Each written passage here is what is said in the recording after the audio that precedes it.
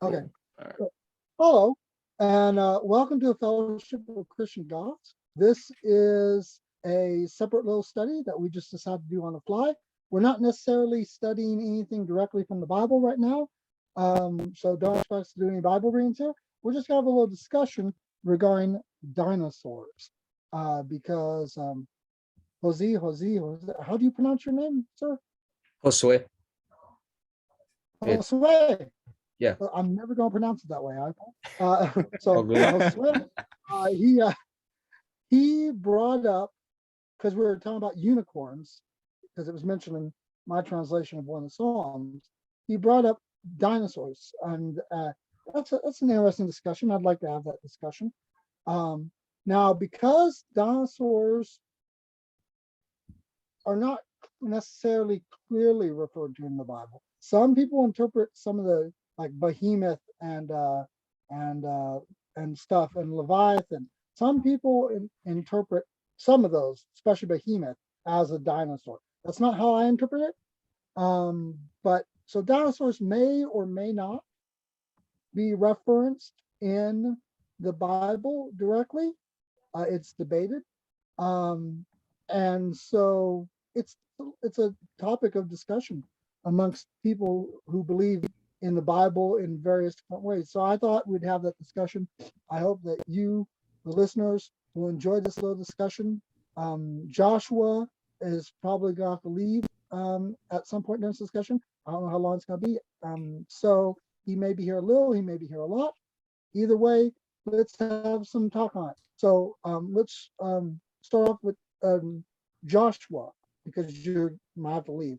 What are your thoughts regarding dinosaurs and the Bible? I know in Job, God was responding to Job, Mm-hmm.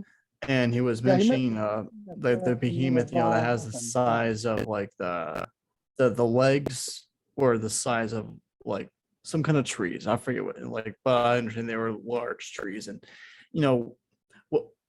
whether that's a literal thing like the size, or just like a metaphorical thing, I would say that there is a possibility that they were true, that they existed. I think they probably just got killed during the flood. I think they just got killed during the flood or whatever. Or it could have been that they were part of the Genesis 6 corruption. How the Nephilim were doing the whole thing with the DNA stuff. So that's a strong possibility that they could have done that.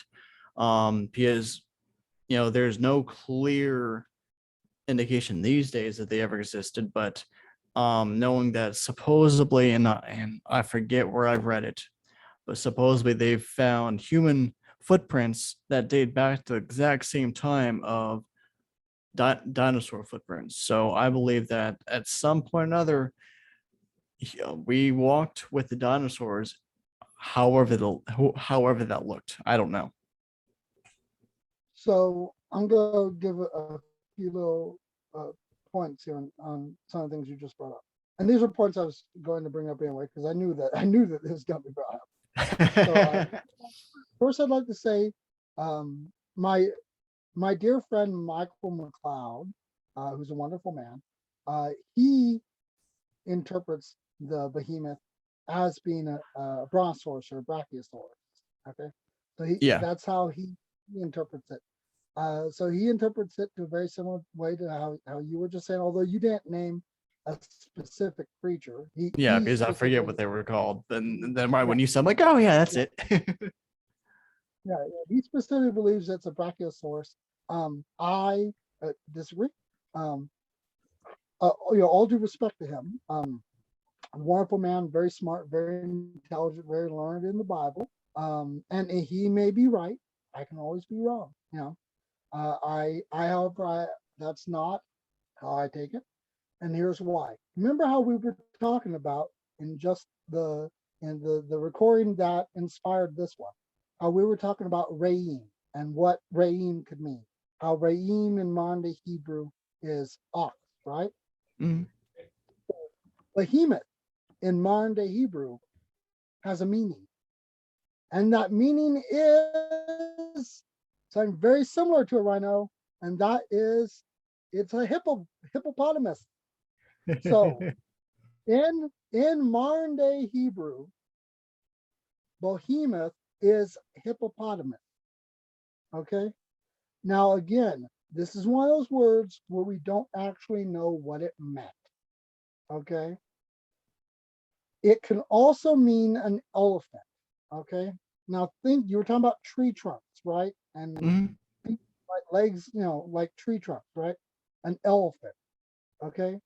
Now it also mentions like a long neck.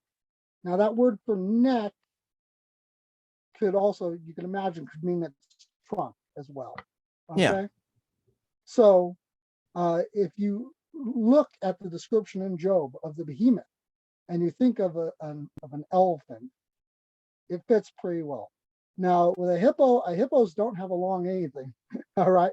But I mean, the strength of its neck, it calls, the hippo has a strong neck. So I would side with the fact that it's either a hippo, which is modern Hebrew, or else I would really more side upon the fact that it could be an elephant. That would be my interpretation personally, is that Job is talking about an elephant. Now, obviously, that is not us on the topic of dinosaur, but we got into that because some people interpret behemoth as being like a brachiosaur or some kind of a dinosaur. So now, that being said, since we've discussed some Job, before we move on from Job, I do want to give Jose a little chance. Jose, do you have any comments on Job's description of the behemoth? Work. This thing's not working. Come on.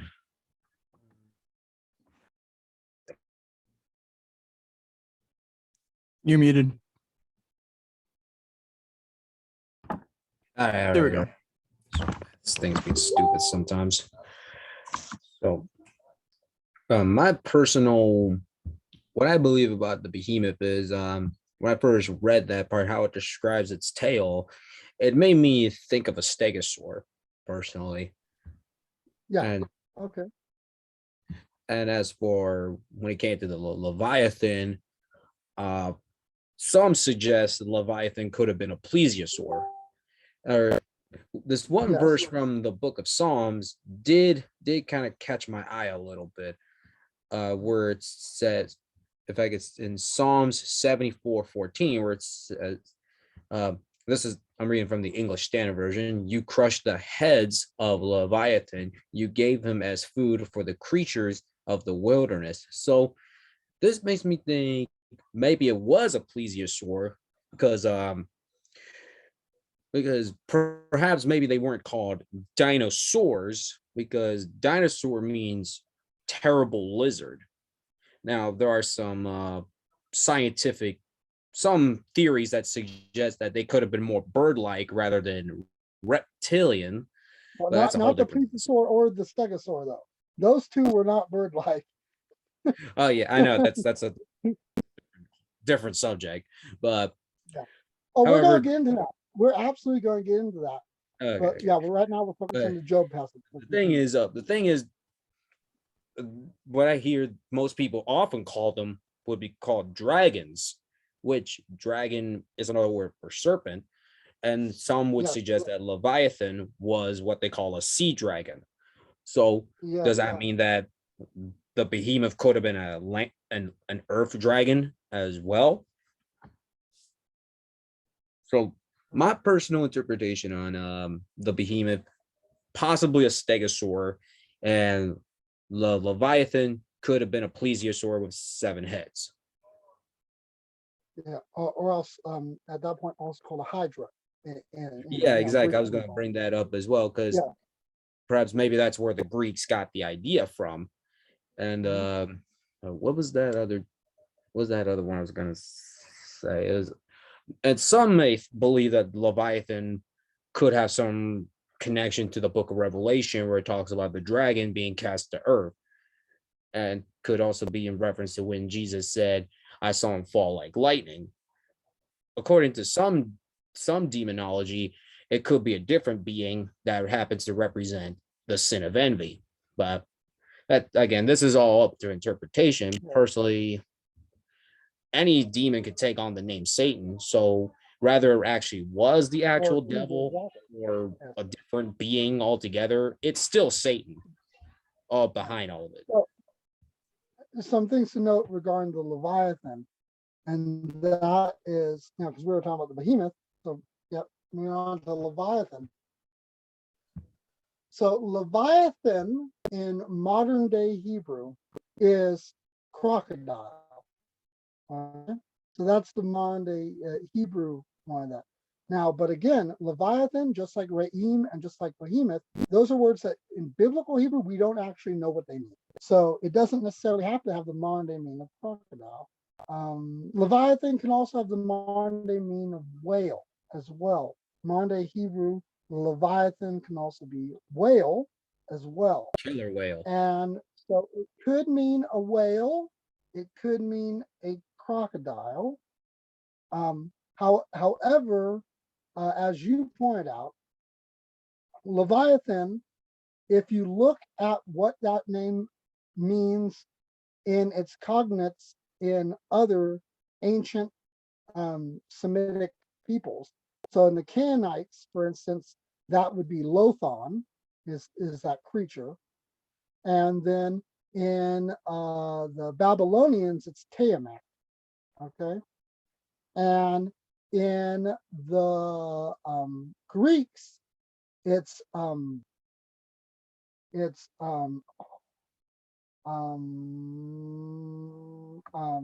Hydra. no, but it's a related creature that the Hydra is also based on. Hydra is a later Greek myth. I believe it's called Python, if I recall. Okay. Pythos. So now Pythos, and then in I believe another way to translate is Typhon as well. And a Typhon and Hydra are kind of the same creature. And then in Norse mythology, it's called Jormungandr. Okay.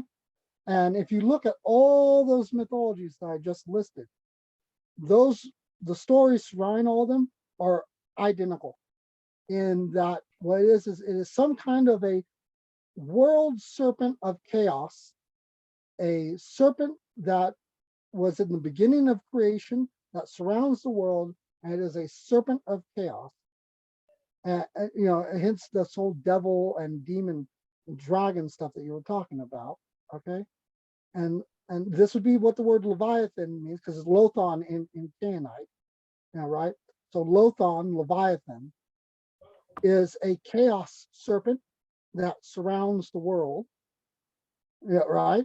And in all of those myths I just listed across all those different peoples, what happens is that this chaos serpent, the Leviathan, and you were just touching upon in what you were reading from the Bible, and that is in all these mythologies that that either God himself and or his son. So for instance, in Canaanite, it was Marmaduke and or his son Baal. Okay. And then in Norse is either Wothon, Odin, or his son Thor. And then in Greek mythology, it is a Heracles. So Heracles against the Hydra, right? So either Zeus or Heracles, and depending on which myth. And so it's either God or the son of God takes this serpent of chaos and cuts it up, and that is what it is in all those myths. Defeats it, cuts it into little pieces. And as you see in Job, it talks about how God takes the Leviathan and cuts it up. So it's like, yeah, so that's what we're dealing with there. And so if we go at it from a from a ancient mythology's perspective, we're dealing with a myth about a chaos serpent, which is defeated by God and or the Son of God. Mm-hmm. All mythologies across the entire world seems to agree that that's what we're dealing with, and the actual text of the Bible also agrees that that's what we're dealing with here. So what we're getting at here is that there's a true story going on here. Why are all these people from all over the world? This is, same story. Gotta be a true story. So now, what does that mean for us, right? That could be talking about how Christ defeats Satan, right? It's very clearly, right? Christ defeats Satan and or God defeats Satan, however you want to put it, right? Defeats Satan. And this Satan, this chaos serpent, which surrounds the world. Yeah, right? So there we go there. That is looking at from a mythological point of view. Now, Joshua has returned. I don't know if he's listening or not, but Joshua, you missed that. I mentioned that in modern day Hebrew, how the word Leviathan can mean whale or it can also mean crocodile. Now, Interesting. yeah. And then as I put out, ancient Hebrew, it definitely meant a chaos serpent of some kind. Yeah, chaos serpent. Definitely that. There's no way around. That's really what it meant in ancient Hebrew. So from a ancient Hebrew mythological point of view, it's definitely a chaos serpent of some kind, be that the devil or who knows, right? So, and then modern day Hebrew, the Leviathan could be a whale. It could also be a crocodile, an alligator of some kind. So, as now again, I always since I said for me Behemoth is like an elephant or else a hippo, and for me the Leviathan is either a chaos serpent or a whale or a crocodile. So I'm clearly not going the plesiosaur route on either of these. I don't interpret either of those as dinosaurs. You guys seem to, and that's okay. You guys might be right. Yeah. As my dear friend Michael also views them that way. Now we've discussed the creatures in the Bible that some people interpret as possibly dinosaurs. Now we're going to move on to the second part of this discussion, and that is not paying attention to biblical references, but looking at the fact that we have dinosaur bones and trying to interpret that through a biblical point of view. Yeah, and that's where I go back to the whole dinosaurs and or the possibility of the Nephilim Genesis 6 corruption. Is like, to our knowledge, there are no evidence of them living past the flood. Yeah, some of the flying dinosaurs, yes, there's a possibility. But to our knowledge, there's no evidence of them living past the flood. So it very well could be that what we would see or consider as the dinosaurs were literally just a corruption of the Nephilim. I don't know, just different possibilities. Okay. And before I give my thoughts, Josue, what are your thoughts on the dinosaurs and humanity? Well, as far as I know, the Bible never really talks about because here's where it gets a little tricky right here, because it's all about the time placement where the dinosaurs would be at and humans. Some would suggest that humans and dinosaurs could have coexisted with each other at some point in time. However, there's also some that suggest that they may have got killed by the flood. Others would say it was by a crater or volcanic eruption. And near the Gulf of Mexico, there actually is a giant crater that many paleontologists and scientists would suggest that's what killed the dinosaurs. And and and then that would have to lead to a bigger question: how old the Earth would have to be, because the popular belief is that the Earth is around that the dinosaurs existed way longer than what people say how old the Earth is, because Yeah, that's the typical scientific thing. Yeah. it's believed that the Earth is 6,000 years old. However, there's also Oh, evidence. that's a young Earth. Okay, I see where you're going with that. Yeah. There's also scientific evidence that suggests it could be way older than that. Yeah. So like so if 3 we're gonna billion. so if we're gonna Dinosaurs tackle on that, we have to right now. tackle on something else completely. Yeah. So personally, I don't really know much about it, but I do think dinosaurs have coexisted at some point, but I don't know if it rather been with humans or it could have been before humanity.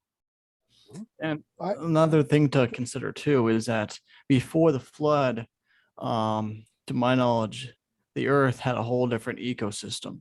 And so Yeah. that ecosystem could have basically enabled these dinosaurs to live. And then whenever the whole thing with the flood occurred, that changed the ecosystem. And I guess I forget who it was that did the research or whatever.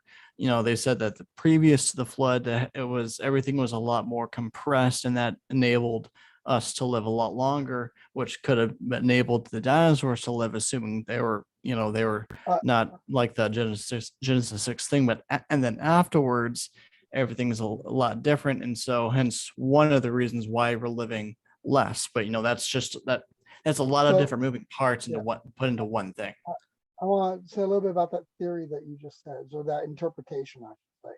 So that Yeah. interpretation is that before the flood, and there's evidence in the actual words of the Bible for this interpretation, and that is that before the flood, our atmosphere was thicker Yes. because what happened was it did not rain before the flood, Yeah. and what happened was that instead the air was very misty. That basically it was much more damp, much more humid. Exactly. And so because of that, because it was much more damp and much more humid, that um, allowed for things that, creatures like that, and for lifespans to be way longer. That's called antediluvian. Anti mean before, diluvian mean the flood. And so it means before the flood. And so it's discussions on the antediluvian world with a much more thicker atmosphere where it was very humid, and therefore we had longer life expectancies and so on. So Yeah. and there is some scriptural wording that could definitely suggest that. So now, here's my thought on dinosaurs and where they fit into the biblical narrative. So first, before I get into that, I also I want to say something, because we brought up young Earth creationism versus old Earth creationism. All right, I want to say that a few years ago, I came across this thing that resolves that debate. So get this. So in studying the speed of light, what scientists have now come to realize is that although it was thought that the speed of light was constant, that the speed of light, it stays constant, but because the universe is expanding, the speed of light appears to be changing. Although it is remaining constant, it's changing because the universe is expanding. So the speed of light is staying the same, but the universe is getting expand. So if the speed of light is the amount of time it takes for light to get from point A to point B, but if point A and point B are expanding, then that time is going to take longer, right? So the speed of light is changing at that point. Even though it's staying the same, it's changing, right? So we have to realize this then. If the universe is expanding at an accelerated rate, that's what science says, right? Then, and if time changes with the expansion, because the speed of light, time, because time doesn't really exist. If you talk to any scientist, they'll actually tell you time is a made up construct. All right. So, and is. All right. So, also what you'll find out is that gravity affects time. The more closer to a larger gravity source you are, the more faster that time happens. And then as gravity gets less dense, time slows down, right? So then think about this. If the universe is expanding, if it started from a single point, from the word of God, and boom, when God said, let there be light, and there was light, right? And if after God said, let there be light, then God created more and more things, right? And if at first the light was there, but it was not coming from any solid source, which is what the Bible says. And then later on, like the third day or something, God created the sun, right? And of course, we know from what scientists say that initially, bam, there was the cosmic radiation background. There was this very thick light. And eventually that light spread and expanded, and then it formed into the stars and the sun, right? And then the moon after that, right? That is science. That's not the Bible, it's a science. But that's exactly what the Bible's describing too. Now, if initially all light and all matter, that's a law of matter, right? It's a law of gravity, started from one point. That means that time, started at a particular speed, but that's stretched out over time in the expansion of the universe. And as gravity becomes less, what that means is that something that was really quick initially, a fraction of a second, now when we look back at it, it's going to look like it was eons of time, like as if it was a great stretch of a lot of time, even though it was actually far less time at that time. But now it is a far greater time because time has expanded. So what happens when you do that is you have a situation where the earliest points in time could literally have been 6 days or 7 days, depending if you want to count the Sabbath, of 24 hours. But that 24 hours, due to expansion of time, would now be billions and trillions of years looking back. So you literally have there billions and trillions of years that were also 6 days, but are now billions and trillions of years. So which is correct at that point, young Earth or old Earth? They're both correct, and they're both completely true at that point. So, that is that. And I saw you have to go, Joshua. Before you leave, do you have any comments on what I just said? No, because I've looked at that perspective too, because you can take a lot of different moving parts and put them into this thing, anywhere from between the young Earth creation theory and what you're talking about, the extra pressure, all the way to like leaning more towards the scientific viewpoint of like what was it, 6, 7, however billion years. I don't buy that. Well, it'd be trillions in the case of the universe. Yeah. Now, So like like I don't said, know. If you notice what I just said, though, that makes science is telling 100% the truth. The Bible is telling 100% the truth. Old Earth is 100% true, and young Earth is 100% true as well. What I just said unifies all those to being completely true. Interesting. Yeah, and I don't fully understand that, so I'll take your word for it.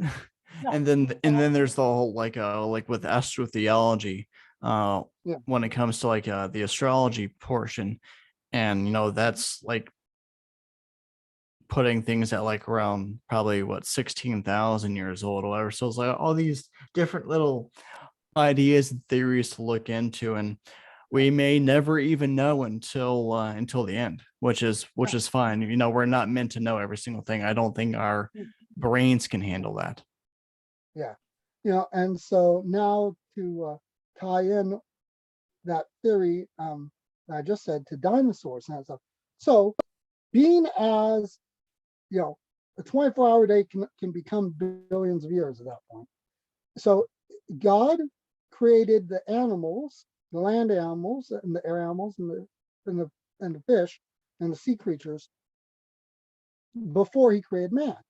So then that means that 24-hour or 42-hour period, depending on how many days before man it was, that would, of course, now through the expansion of time, be time periods of billions of years before man, even though at that time it was just 24 hours. So what you would have then is you would have entire hosts of creatures living before the creation of man. Now then we get into the question about, well, if that was before the fall of man, then none of them could have died. And so then how about these fossils? Well, I understand. I'm not trying to conquer that one. That's beyond even this discussion, I think. Well, Yeah. maybe not necessarily. It's beyond what I want to discuss right now. It's not Yeah. necessarily beyond the discussion. It's beyond what I want to get into this one. Yeah, anyway, because they're like I said, there's so, too many different moving parts to try yeah. to So- discuss in a certain amount of time. Yes. So what I'm saying though is, so this allows for dinosaurs to exist before man existed, because God created land animals Yes. and air animals and sea animals before he created man. Yes. So there we go.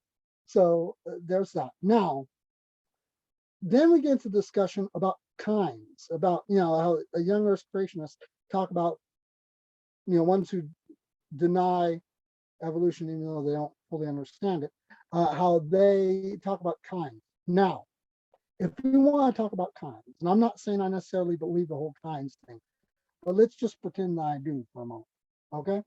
And that's this.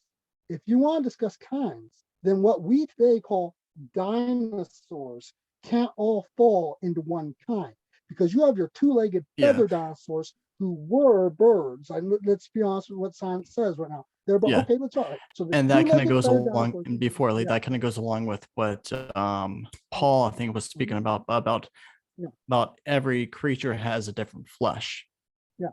So two-legged feathered dinosaurs. Okay, those are birds. Let's just call them what they are. Those are birds. All right, there. Science calls them birds today. Let's call them birds. So that's their kind. So then if we get into that, then the four-legged dinosaurs like Stegosaurus, Brachiosaurus, Tyrannosaurus, they cannot be the same kind. Completely different kind, right? So, okay, there you go. So you have your birds. We'll just call those birds. Big birds, small birds, giant birds, birds that have flight and birds that don't have flight. Large flightless birds, like how you have ostriches and emus, right? So there you go, large flightless birds. All right, we got that going on there. And then onto the other side, completely different kind. You have these creatures. Now here's the thing. We're just dealing with bones. Oh, no, there's some skin impressions and stuff too. But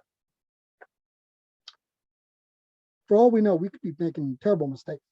These creatures could be very much creatures similar to an ox, So we have these four-legged land animals and we have these birds. So there, okay. So dinosaurs, you have four-legged land animals. What exactly these land animals were like, it's hard to say. We have some skin impressions, but not many. We have some outer cast impressions, but not many. So what exactly these four-legged creatures were they more ox-like, or were they some kind of a weird lizard creature? Hard to say, right? So they're just four-legged creatures that could be various different kinds. You don't know. And then we have birds. All right. That seems to make sense. Not just biblically, but scientifically. Looking at their bones, you got these different creatures. And so we got birds, definitely birds. And then we got other ancient creatures that had various different forms. They're four-legged and various different weird, interesting shapes, right? So that's how I personally would view dinosaurs. As we got birds and we got some other ancient creatures that were created a day or two before man, which that day could be thousands or billions of years with the expanding of the universe, even though they were originally just a day. So we got some creatures living for what today, looking back, would appear to be thousands or billions of years. Some of these creatures were birds of various sizes. and some of them were other creatures. And that's how I interpret dinosaurs. So I believe that Joshua is gone from the chat now. So Jose, what are your thoughts on what I just said? I thought it was a very interesting, and it's a lot, kind of a lot what I would think about when it comes to these things. Because personally, I believe what we call dinosaurs, the at least the really big ones, I believe like the T-Rex, for example, because I noticed that it made, like, if you notice its mouth, it almost looks like the shape of a beak in a way. And Yeah, I remember, I view T-Rex as a bird. T-Rex yeah, is a that's, bird in my view. Yeah. and I believe the and the Velociraptor even has some resemblance to a bird as well, and it's even theorized. Velociraptors, um, the vast majority well, just raptors in general, were around the size of a turkey, and so Yes, and and the we've word actually raptor does mean bird of prey. is birds. That's right. And not only that, but we have good enough feather impressions of raptors, of the dinosaur raptors, that we even know what color their feathers were. They were And black with white and or red stripes. yes, and So that was their feathers. And raptors, some raptors could even fly. Not surprising, since we have raptors alive today that fly too. there's the Yeah, right. Archaeopteryx, which is theorized that it could have descent from the Velociraptor. And so personally, I think a lot of the dinosaurs may have actually been more bird-like rather than reptilian, and most likely might have chirped instead of roared, like how it's portrayed in the movies such as Jurassic Park and all that. Well, they actually they've taken, yeah, throat things, and as you saw in the third Jurassic Park, as you alluded to, they did make chirping sounds. They made So chirping sounds.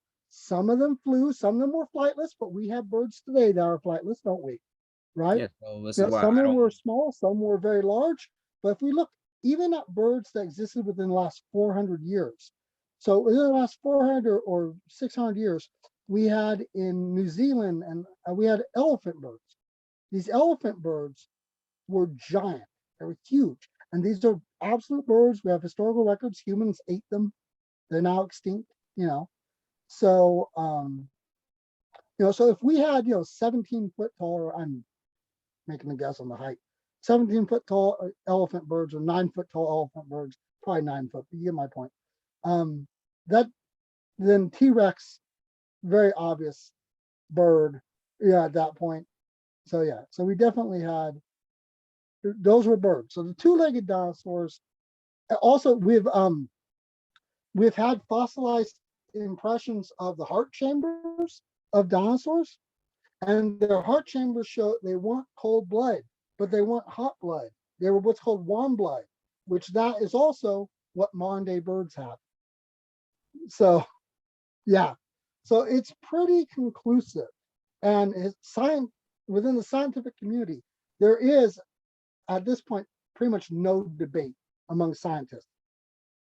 Two-legged dinosaurs were birds. That's science agrees on there. You know, some were flightless because they were large. Right? But yeah, so yeah, they were birds. As for the four-legged dinosaurs, who knows what all they were? It takes a lot of imagination to try to figure out what they were. Do you have any thoughts, on what the four-legged dinosaurs, what all they could have been? Mm, Personally, I don't really have any thoughts on it. Um, I just, though I am open to the possibility that they could have looked reptilian. Um, Yeah. and what's interesting is, I remember back in the day, I had a friend that made an interesting kind of joke, but also an interesting theory, because I actually got this from a book a long time ago when I was a kid that talked about dragons, and it Mhm. also talked about the idea of prehistoric dragons, and it showed the Mhm. image of a dragon and a T-Rex. And I remember talking to this, like, wait, hold up, because I've noticed in some certain pieces of media when it came to dinosaurs, they would include the dragon, and I was like, why would they include dragons if dragons are not considered dinosaurs? And how did we get the whole Chinese dragon versus the medieval dragon? Where did we get those from? Um, so the and so this friend suggested when they supposedly found a dragon skeleton, they what it supposedly was actually a T-Rex skeleton with pterodactyl wings. So they just assume it's a whole different creature. So it makes me think, how did we get the medieval dragon? So, and of course, it's kind of a related topic, but also kind of a different topic. But I do think it's good enough that we can merge them here into this. So, as for medieval dragons and griffins, and now I'm going to backtrack after this discussion a little bit to an earlier part of the dragon discussion. But so one such thing is this, and that is whenever creatures die and decay, their bones don't always stay articulated. Their bones sometimes fall apart and you have to re-put them together. Some fossils are, in a position similar to how they died, but others are, the bones are a bit more scattered. Okay. So here's the thing. So I'm going to briefly mention griffins because it'll connect. And that's this. If you take a triceratops or any ceratops, a ceratopsid, just say a ceratopsid skeleton, and if it dearticulates, if it comes apart a little, they have to reconstruct it. The headdress, the mantle of the ceratopsid head has big holes in it, which were filled like blood vessels and stuff. Okay, but there's no bone there. There's a bone scaffolding with big holes in it. So when that falls apart and becomes disarticulated, that headdress can actually fall apart and become a few pieces. It doesn't always stay one piece. And if you try and put that back together and you don't know what the creature looks like, because we don't, and historical people all the more so, right? What you can end up getting is a creature that its skull kind of resembles, because it's a ceratops, so it has a beak. Ceratops, it has beak, right? So you got the skull that looks like a large falcon or a large eagle skull, very large. And then you have this body, this four-legged body with a tail. It's kind of like a lion, right? And then you have this other structure, can't figure out where it goes to, but you have this, it's broken into two. And so what you guys see, you guys think kind of looks like this kind of a wing structure, kind of the bones of a wing. So, okay, so you got this creature that you just found. It has the head of an eagle, the body of a lion, and then a wing structure. We're going to reconstruct and put this thing together. What's it going to look like? It's a griffin. It's a griffin. So it is beyond any doubt that a griffin is a misinterpretation of a ceratopsid skeleton. Okay? All right. So I thought I would mention it. So got another mythical creature that I just now turned into a very real creature. A griffin. It's a ceratops. I know I'm the bus joy. I kill everyone's fantasy. I'm Mr. Fantasy Killer. I bring us all down to the real world, don't I? I'm so sorry. So now, before I go on to that, I'm going to go into another mythological creature here. The Cyclops from Greek mythology, right? It's a giant humanoid creature with one eye and tusks, right? Here's the thing though. If you take a woolly mammoth skeleton and you look at even an elephant skeleton, you look at, there's no fossil record of their ears. Instead, their ears are just holes back here. Then their eyes an elephant's eyes are back here, it's also just two small holes, right? Mhm. And then their nose, their trunk, is a big giant hole in the middle of the head, right? So Mhm. here's what you then have. So an elephant, you got four legs, right? Four limbs. But who's to say that we're going to put it back together as walking on all fours? What if we put that skeleton back together as walking on two legs? All right. Well, then we have this humanoid creature, right? Because there's no fossil of its tail either. And then what if we misinterpret those eyes of the woolly mammoth or the elephant as ear holes? And what if we misinterpret that trunk hole as a single eye in the middle of the skull? Hmm. That And then gives you a got the big tusk. interesting new. So now you have a giant with one eye and big tusk. Okay, so that's the Cyclops from Greek mythology. Oh, just been the fantasy killer again. I just now killed your Cyclops, turned it into an elephant or a woolly mammoth. Whoops, I find sorry, that humorous. I Mis- find that humorous. Gives me Mr. an Fantasy Killer interesting new again, me here. perspective on things. So, as for dragons, right? Mhm. So, as I've noted before in our studies, first of all, the demystified word dragon. The word dragon or Draco in Latin is just the Latin word for serpent or snake. Okay, so dragon means snake. That's all it means. And then the word serpent comes from the Hebrew word seraph, which the plural is seraphim, Mhm. because im is plural.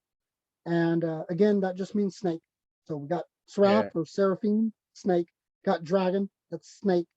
Those are all Oh, snake. if I Now, may, that being said, your I was question wasn't about the etymology of the word dragon. Your question was about the design, the medieval design of the word dragon, or not I the was word, gonna the creature. I was So, gonna as add for the something in there. medieval, I was go gonna ahead. add that that seraphim, because I also noticed this in a lot of depictions of dragons, how they always breathe fire. So the seraphim are also called the fiery ones. So it made me think, Yeah. is there a connection right there? Since So seraph does mean here's the connection. Well, first of all, yeah, because again, seraphim and dragon is the same thing. Yeah, so, because seraphim, dragon, serpent, it's all the same. So the reason given for the interpretation of fiery ones, there's a few, but one of them, in the case of the fiery ones, the seraphs in the desert, it was poisonous snakes. And so that when they bit you, it burned like fire. Okay. yeah, Now, yeah, just that's but exact then like the also, Komodo dragon. yes, or like any snake, right? Well, any Yeah, so poisonous snake, right? So yeah, I just had also this though, question. seraphim in the vision of Ezekiel or whoever it was, right? The seraphim, it's also their spiritual energy was like that of lightning or the flame of a candle. So you got fiery ones as well in that interpretation. Now, going from that onto the medieval design of dragons, right? So, um, what is so first of all, yeah, if you're a medieval or an ancient, person, and you discover dinosaur bones of any variety, be it bird-like or otherwise, again, there was no or very few imprints of feathers. That being said, some medieval dragon designs do have feathers. So, not all medieval dragon designs are scaly. Some medieval, both European and Chinese dragons are depicted as having feathers. So, so clearly they were finding dinosaur fossils, some of which they probably found with feathers. Hence why you have some medieval dragon designs with feathers and some Chinese dragon designs with feathers. So, and then not all of them had wings. There's some medieval dragon depictions without wings, and all Chinese dragons have no wings. All Exactly. Chinese dragons fly, but have no wings. So there you go. So wings are not needed, and Hmm. feathers are sometimes there. So And there you go. sometimes in some cultures, especially in the Chinese culture, the dragon actually is a benevolent creature and Mhm. it's a symbol for peace, while the tiger represents war. Yeah. And in medieval And culture, dragon represents destruction. also in Chinese culture, the dragon is associated with water. You know, so you know, Uh-oh, so Leviathan. yeah. So well, again, yeah, the serpent, the chaos serpent, exactly.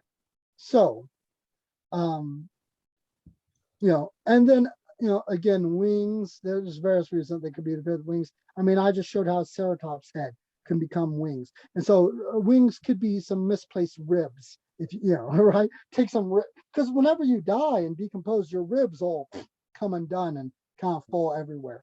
So it could be some ribs that have been misplaced because your ribs they kind of fall off and spread out when you die.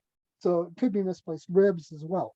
Now that being said, some medieval depictions of certain types of dragons, we have found 100% fossil evidence of creatures that look exactly like the medieval drawings. And that is, there's two different medieval dragon designs that look exactly like fossils that we've found. One is the cockatrice, and another is the wyvern. So the wyvern and the cockatrice, in all of their medieval depictions, look exactly like late dinosaurs / early birds that we found, like 100%. So the cockatrice looks exactly like the Archaeopteryx, and so there. And the wyvern, I forget which dinosaur it is, but it's another bird-like dinosaur. It's another So so it's another early bird, right? So there you go. That's where those designs are. Now, does that mean that can mean one of two things? A, they were finding fossils, and those two they just happened to reconstruct them really well. That could be one. Or it could mean that those now extinct birds of those two varieties existed into a much later date, into like medieval times, and that's possible too. But you wouldn't have records saying, "Oh, I found a dinosaur," because no, it would have been birds. And these medieval people, they were drawing birds. This is a bird called a cockatrice, and this is a bird called a wyvern. You know, I guess so that. So I guess we could say, if anyone were to ask, "Oh, were dinosaurs reptiles or birds?" You could technically say they're both, depending how you it view it. depends on what kind of dinosaur you're talking about. Are you talking about a two-legged dinosaur? Because that'd be a bird. Talking about the four-legged one, ooh, it's debatable what those creatures were. So yeah, could have been a reptile. It's hard to say, you know, And on the that's four-legged why I one. don't have a. That's why nowadays I don't really because back then when I was coming to Christ, I sometimes had a problem with dragon symbolism, but now looking into it more and more, I'm like, it's not always a evil concept and evil idea because they can represent something that's holy. Oh yeah, absolutely. So and that's getting to the symbolism of a dragon or of a serpent. Yeah, Um, you know, that's but why I yeah. don't have an So issue as for the as for the with medieval serpent winged imagery. dragons, that's probably misplaced rib cages. Just parts, some rib bones, is misplaced and depicted as wings. So as you, the listeners, can hear, for the most part, I'm a buzz killer. I'm sorry. Kill all your fantasy. I I look at everything from a very down to earth, real world perspective, where I make it so that science is in complete agreement with religion, religion's in complete agreement with science. Old Earth creationism and young Earth creationism are completely in agreement. It all works out. It's all good. It's all beautiful. That's how I like to see it. That's what gives me comfort, right? It's what makes it all make sense to me. Now, some of you listeners may view things more like Josue or more like Joshua and or like my friend Michael, and that's okay. You may be right. Um, I I I interpret things my way. I could be wrong. So I'm not telling you that you have to believe one way or another on anything. I am giving how I see it, and maybe you'll like how I see it. Maybe you won't. That's okay too. You know. So before we close or do anything like that, Josue, do you have any other topics on the topic of dinosaurs that you'd like to discuss before we close the chat? Personally, I don't right now, honestly, because this whole discussion has just been so enlightening and mind blowing. It just blows everything I've ever wanted to bring up just out the window. You know? Oh, and the way this discussion got started was you switched from talking about unicorns to talking about ceratopsids. And as you can see, we discussed ceratopsid, Yeah. and that ceratopsids are pretty clearly that's what griffins are based on. And there's, so even though a griffin is not usually considered a dragon or a dinosaur, since griffins are ceratopsids, it came into the discussion. So I hope that all you listeners have also found this topic to be enlightening and informative, and that made you think. And again, if any of you have different thoughts, leave a comment. Let us know what your thoughts are. Maybe it'll change our minds. Maybe it will bring enlightenment to us. Maybe it'll be, oh, that's a cool idea. And so that's great. We look forward to hearing from anyone listening. And yeah, I hope you found some benefit, some joy out of this discussion and these insights. And we're a fellowship of Christian Goths, and we're talking about dragons, and griffins. And we didn't talk about unicorns because we talked about that on the other recording that inspired this one. So I hope all you Goths out there enjoyed this discussion about dragons and in the Bible and dinosaurs and all that. And unicorns is in our recording. So may the Lord bless all of you and keep all of you. May his face shine upon you and be gracious. May his countenance be turned towards you, and may he grant you peace through Yeshua HaMashiach, the Prince of Peace. Amen. Amen. In the recording.